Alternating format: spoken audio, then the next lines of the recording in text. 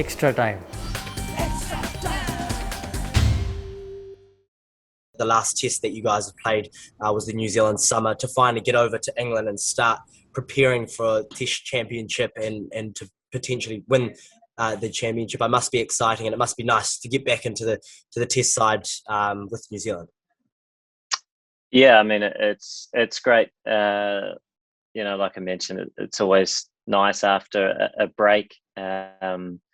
And a break in the format too, I suppose, where we finished predominantly with white ball cricket. So it's been a little period of time. So there is a lot of excitement in the camp, and it's, we always know how tough the challenge is coming over here and playing against England in their own backyard. But I know all the players are really excited at that challenge. And then, that carrot at the end, which the Test Championship Final, which, the focus will be absolutely one game at a time. But I suppose having a different opposition, playing in a neutral country, after 2 years of trying to qualify for that is an exciting prospect.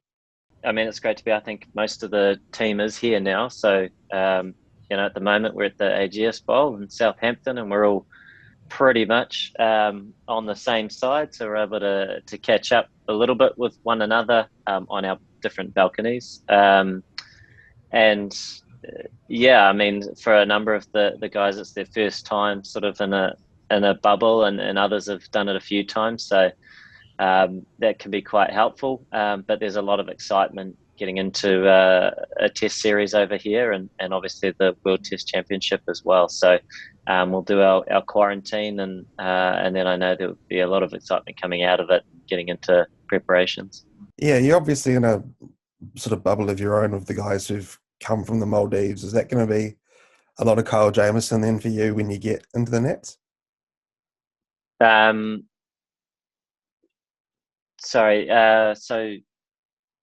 We've got, 5 of us, I think, in this bubble, and for the initial stages anyway, we're practicing together, and then all going well, we'll be able to join the group after a few days, or whenever the time is that it is allowed. So that'll be good.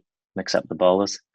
And just lastly from me, you've obviously now arrived in England. I'm a bit earlier than you'd sort of planned. You're going to obviously be playing, all 3 tests now.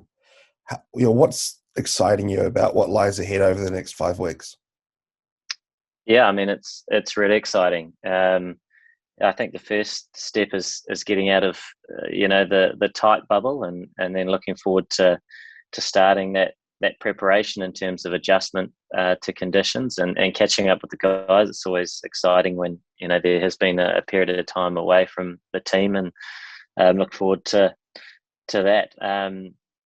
But also, obviously a period of cricket there. So 3 tests, naturally 2 against England and the Test Championship Final, and I guess for us it's a progression thing that's important, and in 3 tests there's every opportunity to do that. So we know we're up against some really tough challenges, but I know the guys are really excited to face those, and like I say, the first step is getting out and preparing for it. A crazy few weeks, maybe even months for you. I mean, while you've been in isolation, have you had time to take a step back and sort of recall what's happened, and sort of take a step back from everything that's happened in the IPL to go to the Maldives to now arriving in England?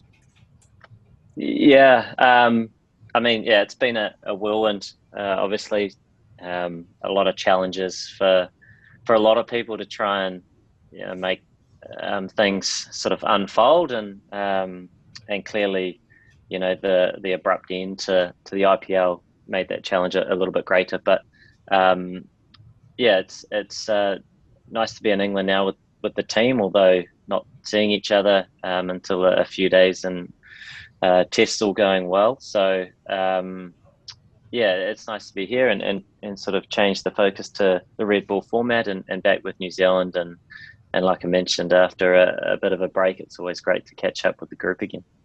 You've been a part of a few bubbles, I guess, over the last year, being a part of different teams. I mean, this time around in India, given what's happened over there with COVID and that, could you just give a sense of what being in a bubble was like at that time during such a big surge of cases in India?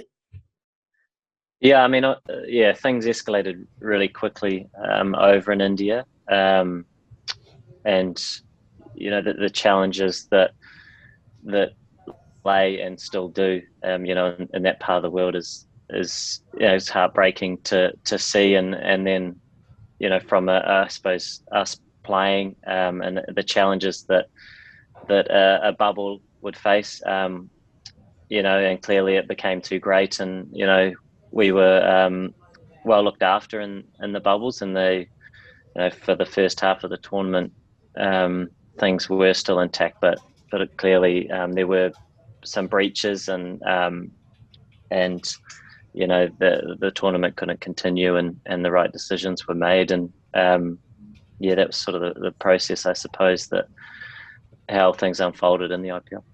Just on your injury with your elbow, I mean, how is it? And I guess, is there a plan in place for you to manage it? Or I guess, how is it, and how are you going to manage it if it still is not okay? It's improving, which is the main thing, and everything I've heard from the people that know a lot more about it than I do is that it is a slow, I guess, slow to progress, and certainly slow to go away entirely. But just managing it will be the focus. So that's something that in this period of time I've been looking to do, and one of the five that we've been traveling with is obviously one of our physios. So there's been a few focuses, although it's been a very unique time in terms of flying from one place to the next for 10 days, and on an island essentially, and guys are trying to prepare and come up with some creative ways to do things. There has been a lot of effort in trying to get as much out of that as we can before getting over to the UK.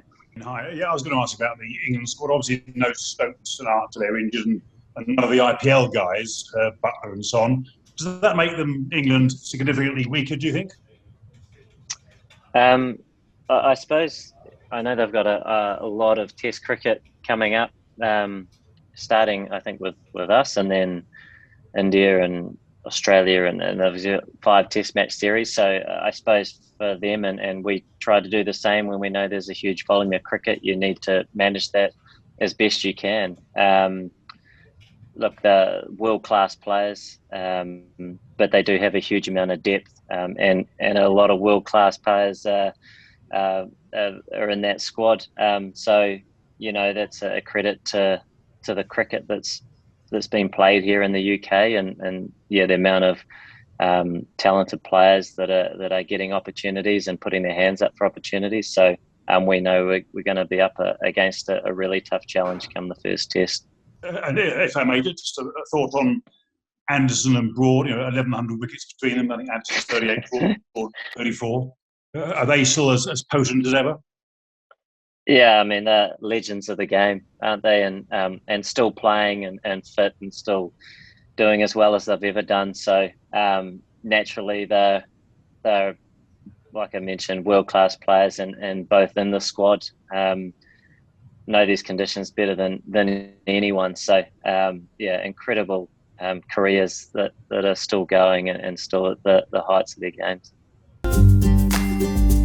Hit the subscribe option and the bell icon to get all the exclusive sports videos on Extra Time.